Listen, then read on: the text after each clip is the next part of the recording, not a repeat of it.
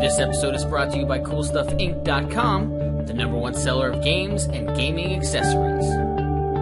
And GatheringMagic.com, the #1 resource for Magic the Gathering news and articles. Good evening, and welcome to another edition of Drafting with Big Nass. This draft is brought to you by Kyle Duncan, who spotted me 2 packs. Thank you very much, sir.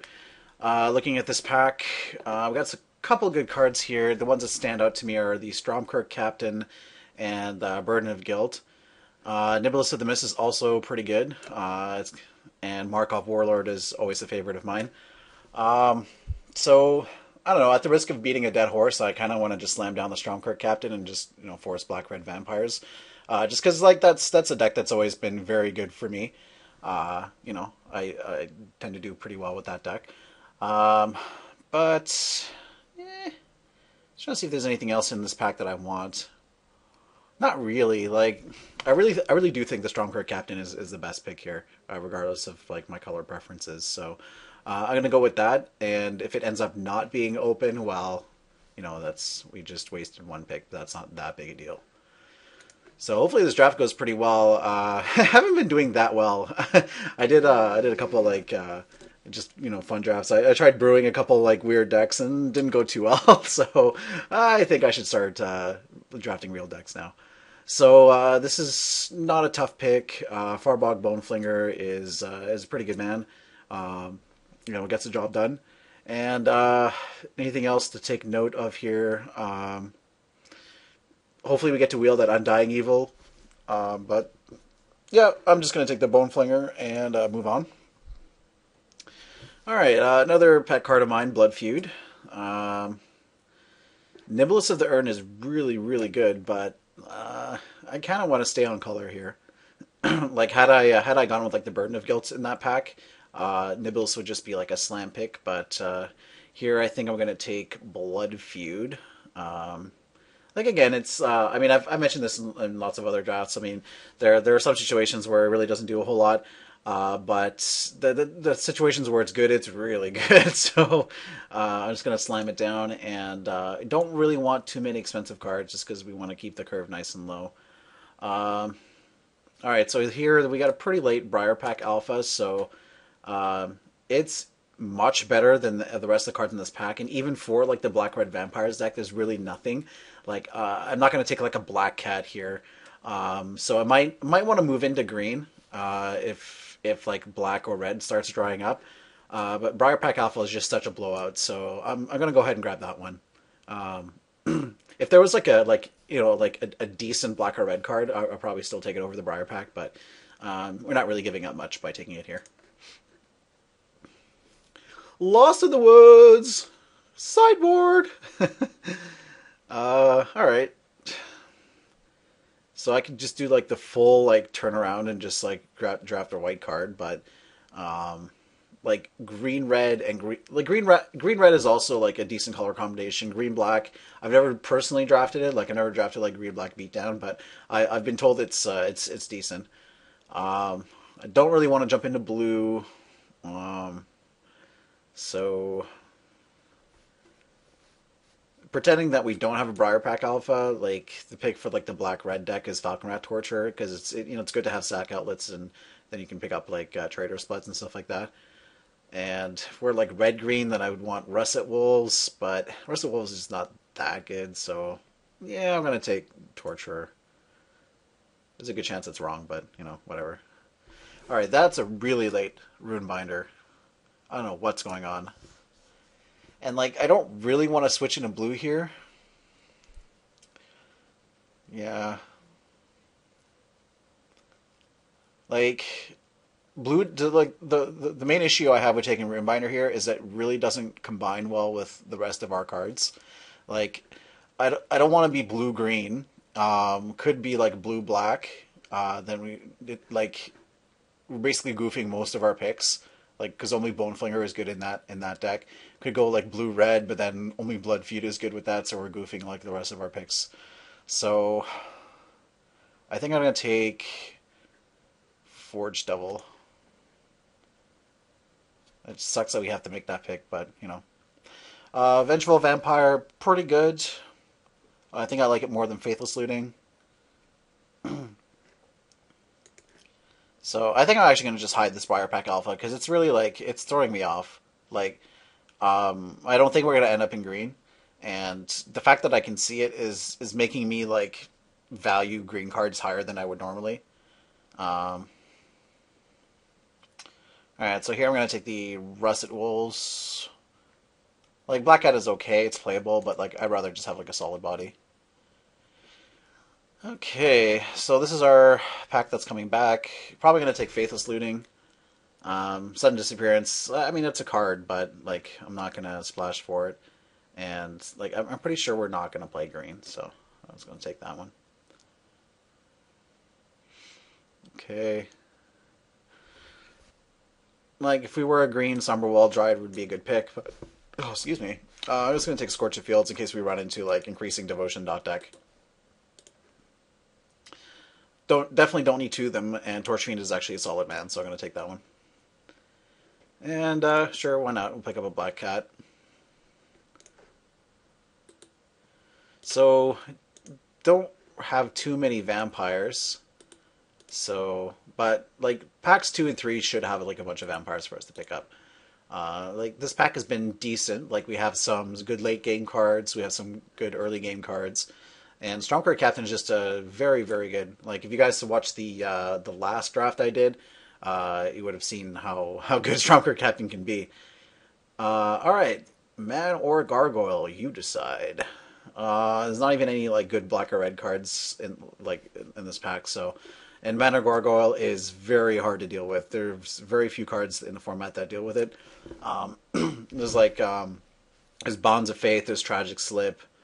There's like Claustrophobia, but like other than that, there's not a whole lot of removal that kills it. And I mean, it's not that much of a beatdown card, but it's definitely better than the rest of the cards in the pack. So like, I'm not going to take it over like Scourge of Gaia Reach. That's just silly. So go ahead and slam that guy down. Okay, so would I rather have a Crossway Vampire or a Morkret Banshee? I feel like I have enough expensive cards already. And Crossway Vampire just works really well with like stuff like Blood Crazed and Neonates and any other vampires that you want to get in there. And like, while Morkret Banshee is actually good in a deck like this, just because they're going to be like going to put a lot of pressure on them, we're going to be forced to block in a lot of situations. But again, you don't want too many expensive cards, so I'm just going to grab the Crossway Vampire. All right, Stencia Bloodhall is actually really good. Like, again, it's a late game card, but we're playing it at a very low cost, and I mean, basically we'd be taking it over a Harvest Pyre, which isn't even that good in a deck like this, just because you're not going to have too many cards in the graveyard. So I'm going to grab the Stencia Bloodhall. I have played with it before, and it's not always amazing, in any kind of like board stall or any sort of like situation where like both players are out of gas, it's just crazy. Like, just hitting them for 2 every turn is just really hard to beat. So I'll go ahead and grab that. Like, it's not a card I would want to splash for, but we're already black-red, so it's kind of a no-brainer to take it. All right, not much in this pack that I want to play. Like, Fear of the Bitten is not a card I like to play. We don't even have any cards that like go well with it yet. I could take Unburial Rites. It seems like the best card for our deck. Although we might not even play it, but we do have some like decent targets to Unburial. So like we do have like Vengeful Vampire, we have Farbog Boneflinger. Speaking of Boneflinger, we did not get to wheel any of those Undying Evils, that's a shame. But I guess I'll grab the Unburial Rites. If we end up playing it, I might play like a Plains or two, but probably not. Alright, so in this pack, we are pretty short on removal, so I'm going to take that Tribute to Hunger, I think. Stormkirk Patrol is not that great, and I don't really want to bump in the night. And Tribute's like, it's fine. Like, it's not amazing, but you definitely play it. Alright, much needed 2-drop. I will take a Walk-in Corpse. Not really interested in Tormented Pariah.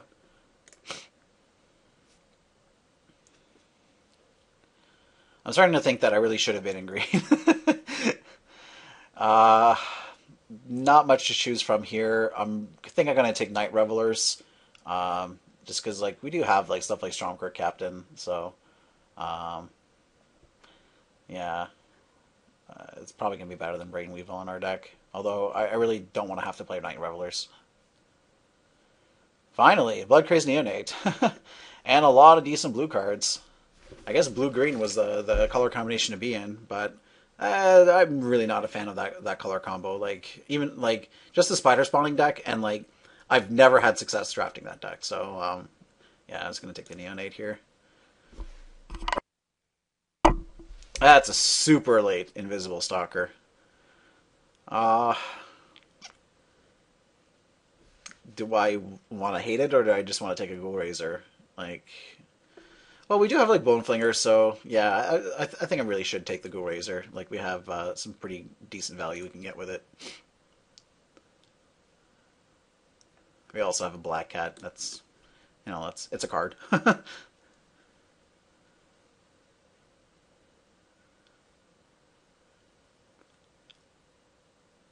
All right. So here we're choosing between Rotting Fen Snake and Mask of Avacyn. I don't think I want a Rotting Fen Snake in my deck. I don't even think I want a Mask of Avacyn in my deck.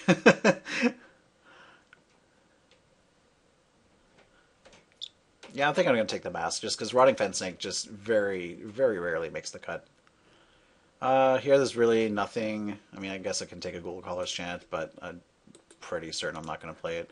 I guess I can take like my 10th Stony Silence. Yeah, sure, Bump of the Night. That can be our 23rd card if we need it to be. But we do have another pack, so that seems unlikely. So I'm just going to hide it for now.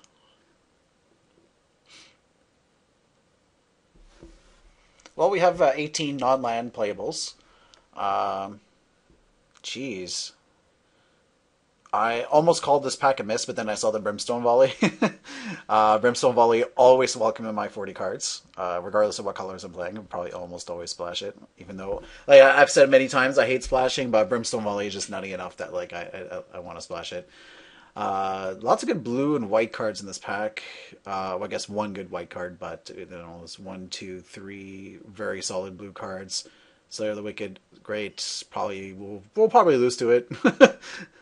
But here we're just definitely slamming down the Brimstone Volley, and there's really nothing in this pack we even want to table, so just forget about it. Alright, so how much do we want to commit on this vampire plan? Well, how many vampires do we already have? We have Blood Crazed Neonate, Crossway Vampire, Falconwrath Torturer, Night Revelers, I guess, and Vengeful Vampire. Yeah, I feel like the payoff from Ricochet is high enough that, like, we are going to need to pick up a couple more vampires, ideally a couple of vampire interlopers, but I think the payoff on Ricochet is high enough that it warrants taking it over like a Diagraph Ghoul. Diagraph Ghoul is a good man, don't get me wrong, but we want to kind of maximize our vampires here. Okay. A lot of good blue cards in this draft. But I think we're taking a Pitchburn Devils. I mean, while Stormkirk Patrol is a vampire, Pitchburn Devils is just a much better card. So I would much rather have that. And it's not like it's difficult to pick up Stormkirk Patrols. Alright, so what do we got here? Most likely going to slam down that Deadweight.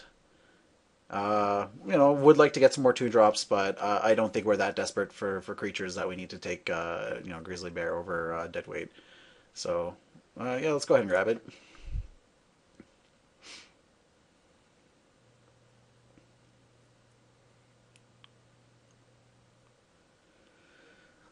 Really would have liked to have seen like a Falconwrath Noble.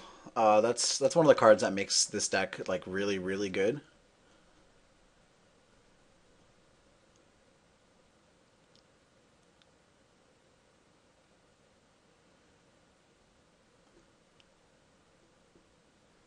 Another Cackling Counterpart.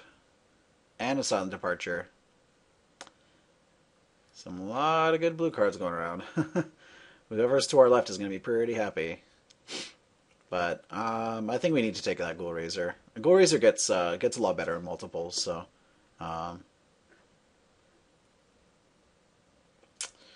Yeah, there's nothing else in this pack I want, so just keep an eye out for Calculating Counterpart if we play against any blue decks there. Wow! Wow! How did you? I have no words. All right, totally lost my train of thought there, but gonna take a what is this? 1, 2, 3, 4, 5, 6, 7, 8, 9, 10. So like a 6-pick Brimstone Volley, sure. Okay, so do I want a Traitor's Blood or a Crossway Vampire? I think I'd rather have the Crossway Vampire. Like we only have one sack outlet for a Traitor's Blood. Yeah, yeah, I'm gonna take Crossway Vampire. And hey, another Pitchburn Devils. All right, we can probably hide this Night Revelers now. All right, well, none of these cards are gonna make my main deck. I can't believe I'm saying this, but I'm gonna hate trap the Wooden Stake. Get out of here. A couple wings. I don't think I'm going to end up playing it, but if I had like 3 Blood Crazy Neonates, I'd definitely play it. I guess we can take a Night Terrorist to the sideboard. Cut one of these. Sure. Alright, so this deck, I feel like it ended up pretty well. Like, I was kind of worried that we wouldn't get enough playables or we'd have to play some really marginal cards. But looks like we definitely got enough playables here. So I'm gonna figure out what cuts to make. We're still gonna make a couple more picks here, but they're pretty much like irrelevant. I would have liked to have gotten more 2-drops. Oh sure, last pick off a cuff list. Why not? Oh yeah, I would have liked to got more 2-drops. I definitely would have liked to have gotten some Vampire Interlopers, but yeah, like can't really be too choosy. Like it seemed like red was quite open in this draft. Maybe going red green would have been better, just because like we didn't really see that many black cards. But all right, so I'm gonna build this. Give me 2 seconds. All right, so this is what we're gonna be battling with. Some late cuts were the Russet Wolves and the Unburial Rites. Our mana requirements are pretty heavy, so like I don't want to play like a couple random planes. It just doesn't seem that good to play this with only the without the flashback. And I caught Russet Wolves just because I mean I had 24 cards and 18 of which were creatures, so obviously I was going to cut a creature, and that was just the worst one. So like I definitely wanted to cut one of the more expensive cards. So we got some pretty decent interactions. We have Faithless Looting and Ghoul Raiser, which should work out pretty well. I don't have that many zombies, but the zombies we do have, like we have Farbog Boneflinger, and Ghoul Raiser getting back another Ghoul Raiser is really strong. But we're mostly playing them just to buy back our Boneflinger. But we have quite a lot of other 3-drops, so hopefully we don't have to just run them out as Grey Ogres. But yeah, this deck looks pretty solid. We got some good late game and some good early game. Again, really wish I could have had some more like 1 and 2 drops, but I don't think there was much opportunity to do anything about that. So I'll go ahead and submit this, and we'll see you guys in round 1. Peace.